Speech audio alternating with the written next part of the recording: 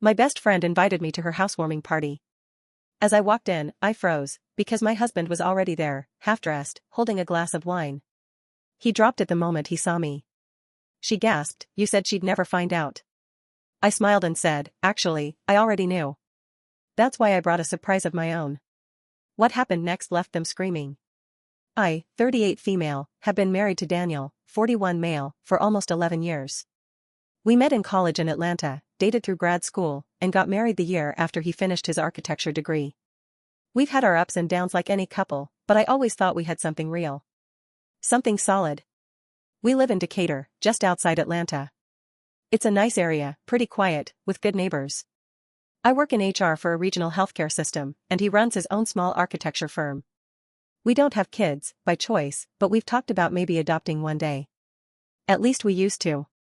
My best friend, well, my former best friend now, Olivia, 37 female, had just bought a new house in Inman Park. She's a real estate agent and had recently come into some good money from a big sale. She was excited, constantly sending me photos and updates, talking about how she was finally going to host dinner parties and wine nights and all that. I was genuinely happy for her. So, when she invited me to her housewarming party, I didn't think twice. Of course I was going to be there. She was one of my closest friends, had been for over 6 years. She and Daniel got along, but nothing that ever raised alarms. At least, I didn't think so. Daniel told me he might meet me there a little later because he had a last-minute client call. That's normal. His schedule can be hectic, and housewarmings aren't exactly his thing. So I went on my own, a little late myself because I stopped to pick up a bottle of wine and a small potted fern as a gift. As I got closer to the house, something felt off. It's hard to explain. Just a weird gut feeling. I brushed it off. I rang the doorbell, but no one came to the door. I could hear music inside, glasses clinking, people chatting, so I figured I'd just let myself in. The door wasn't locked. The moment I stepped inside, everything seemed normal at first. People were chatting in the living room, there was a charcuterie board on the kitchen island, and someone was fiddling with the Bluetooth speaker. I said hi to a couple of people I vaguely knew, took off my coat, and started looking for Olivia. As I turned the corner into the hallway, I saw the bedroom door was slightly open. I don't even know what made me walk toward it. I swear, I had no real reason to. I wasn't snooping. Something just pulled me there. And that's when I saw it. Daniel. My husband. Shirtless. Holding a half-full glass of red wine. In Olivia's bedroom. And Olivia. Standing in front of him in one of those silk robes, the kind that barely cover anything. Her hair was a mess, like she'd just pulled it up quickly. Her lipstick was smeared. Daniel dropped the wine glass. It hit the floor and shattered. Red wine splattered on the hardwood and across the bottom of the white duvet on the bed. Olivia gasped. Hand over her mouth. You said she'd never find out. I just stood there. Frozen. For a second, I thought I might pass out. Then I heard myself say it, calm, cold, actually, I already knew. That's why I brought a surprise of my own. They both looked confused. Like deer in headlights. Before I explain what I meant, let me back up. I'd started noticing little things a couple of months earlier. Daniel started staying late more often. He'd get weirdly defensive if I touched his phone. Olivia got distant. She started dodging plans with me. Said she was burned out from work or dating someone new she wasn't ready to talk about. Then one night I was doing laundry and Daniel's phone lit up on the nightstand. Just a preview of a text, last night was everything. I can still smell you on me. No name. Just that. But I knew. That was 2 months before the housewarming. And I needed help. So I told Sarah. Olivia's younger sister.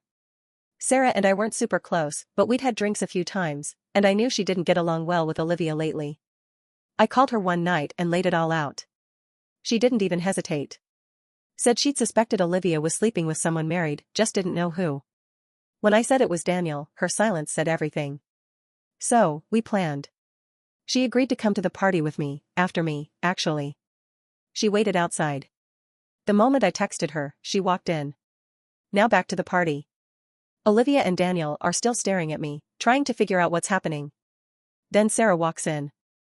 Olivia's face goes completely white. Sarah doesn't say a word. She just walks up beside me and stares them down.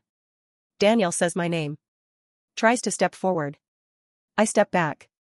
No, I said. We're done here. But Olivia? She loses it. You sneaky little b*tch, she yells at her sister. This was your idea? You've been spying on me? And then Daniel starts yelling too. This isn't what it looks like. I laughed. I literally laughed. Really? Because it looks like you're sleeping with my best friend in her brand new bed, in her brand new house, at a party I was invited to. People from the living room start crowding around. The music's off. The party is dead silent except for Olivia yelling, Daniel trying to defend himself, and Sarah standing with her arms crossed like she's watching a soap opera. I don't cry. I don't scream. I just watch them unravel. Then Olivia grabs a vase from the dresser and throws it. Not at me. At the wall. It shatters, water and flowers everywhere. Daniel is trying to calm her down. She's completely losing it now, screaming at Sarah, accusing her of setting her up. I finally turn to the people watching and say, show's over. He didn't answer right away. But Monday morning, I got this long-ass email from him. Pages and pages of excuses. He said he was emotionally disconnected, that he felt lonely, that Olivia and I never planned this. He blamed stress, blamed his childhood trauma, even blamed me for being too focused on work. All the usual garbage. He didn't even apologize properly. Just said he regretted how I found out. Not what he did, just the way I learned about it. I didn't even know how that made sense, until Sarah explained. Olivia told her boss that Daniel's wife, me, had stalked her, harassed her, and ruined her party in a jealous rage. She spun the whole story like I was the unhinged one. But what Olivia didn't know. Her boss was friends with Sarah's fiancé. And Sarah had video footage of the party. Yeah. I forgot to mention, Sarah had her phone recording from the moment she walked in. She recorded Olivia's outburst, Daniel's panicked face, and me saying I already knew. She even caught Olivia admitting they'd been sneaking around. So when Olivia tried to flip the script and blame me, her boss already had the video. That's how she lost her job. That should have been satisfying, right? But no. Because guess who showed up at my job the next day? Daniel. I in the lobby of my office. Just stood there waiting, like some damn rom-com character. I almost walked right past him. He said he wanted to talk. I said there was nothing left to say. He said Olivia was spiraling, that she'd been calling him nonstop, showing up at his apartment, crying, threatening to hurt herself.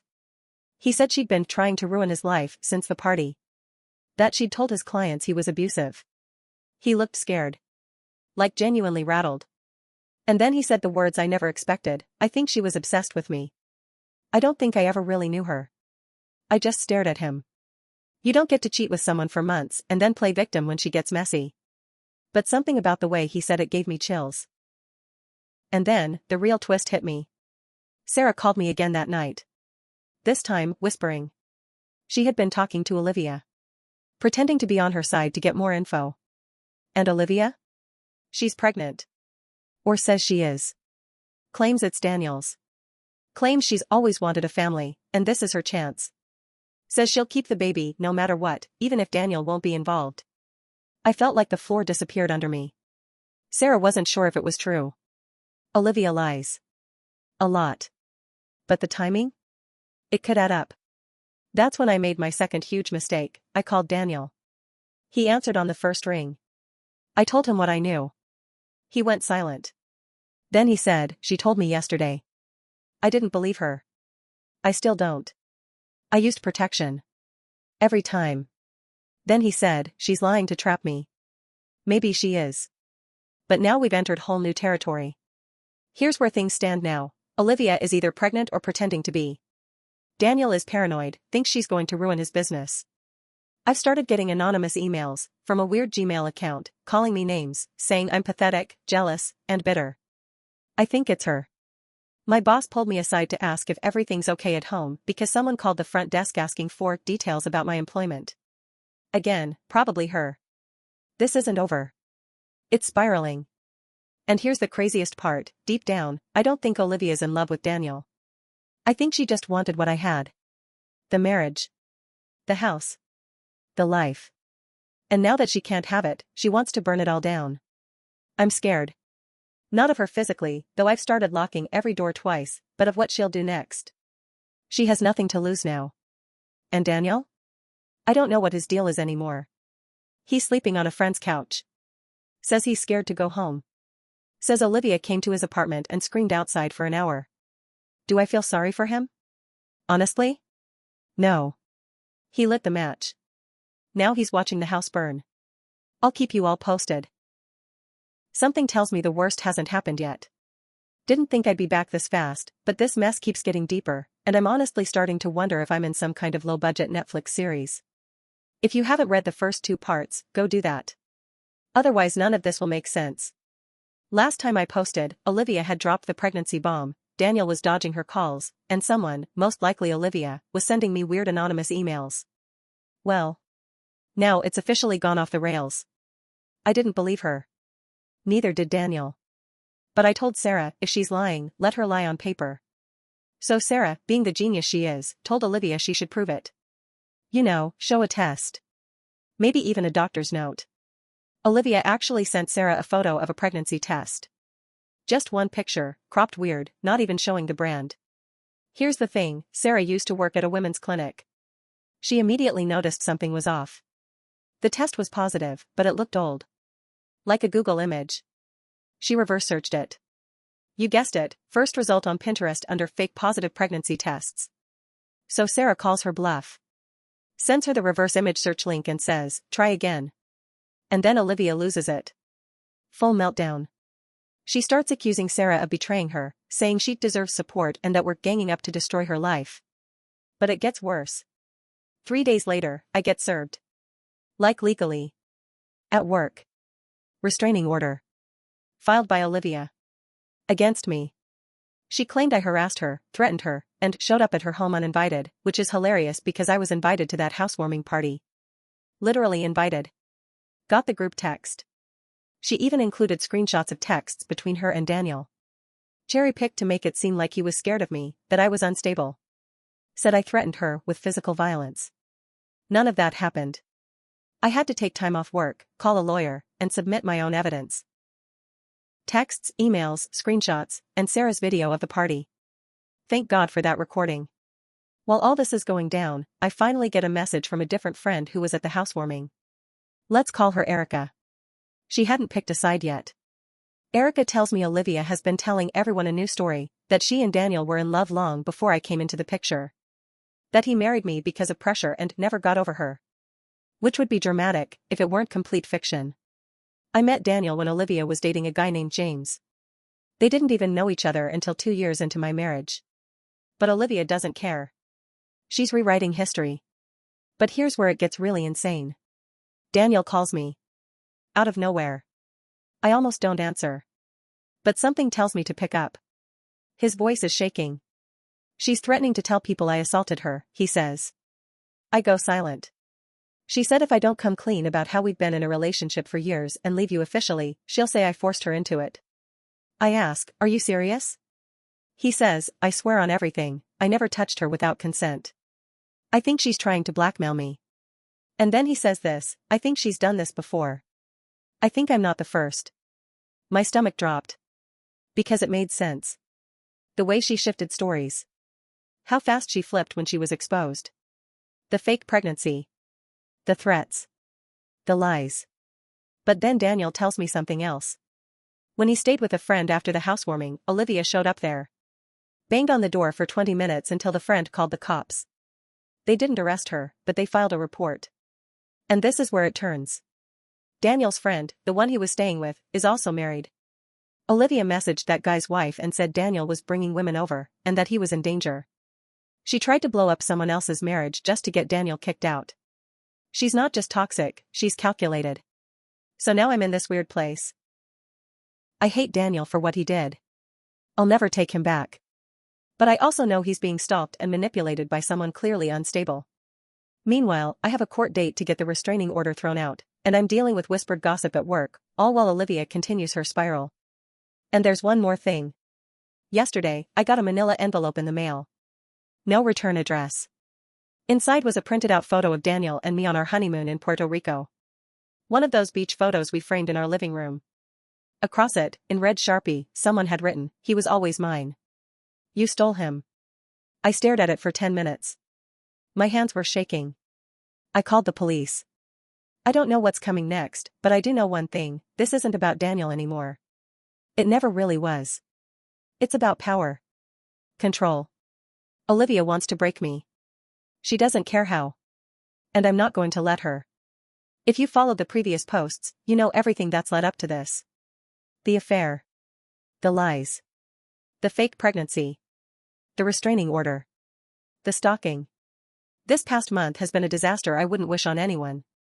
But I finally got closure. Not the kind I expected. Not the kind you script in your head 100 times. But real closure, raw and painful and honest. Here's how it all went down. It started with a text. From Olivia. Just 2 words, let's talk. I didn't answer. I had nothing left to say to her. But then Sarah called me, and what she said stopped me cold. Olivia's showing people texts, between her and Daniel. Stuff he said about you. Stuff that makes him look bad. Really bad. I asked what kind of stuff. Sarah hesitated. Then said that he never loved you. That he always wanted me. That marrying you was a mistake. I felt like I'd been punched in the chest. Not because I believed it. But because it sounded like something Daniel would have said in the middle of their affair. When he thought he could have it both ways. So I called him. One last time. I want to see you, I said. In person. We met at a diner. One of those late-night spots off Ponce de Leon. Cheap coffee, fluorescent lights. Neutral ground. He looked tired. Like he hadn't been sleeping. His hair was a mess. Eyes bloodshot. I didn't waste time. She's saying you told her you never loved me. His face didn't even twitch. I don't remember what I said to her, he replied. I was lying to everyone. Including myself. I nodded. You sure you're not still lying? That hit. He flinched. I messed up, he said. I messed everything up.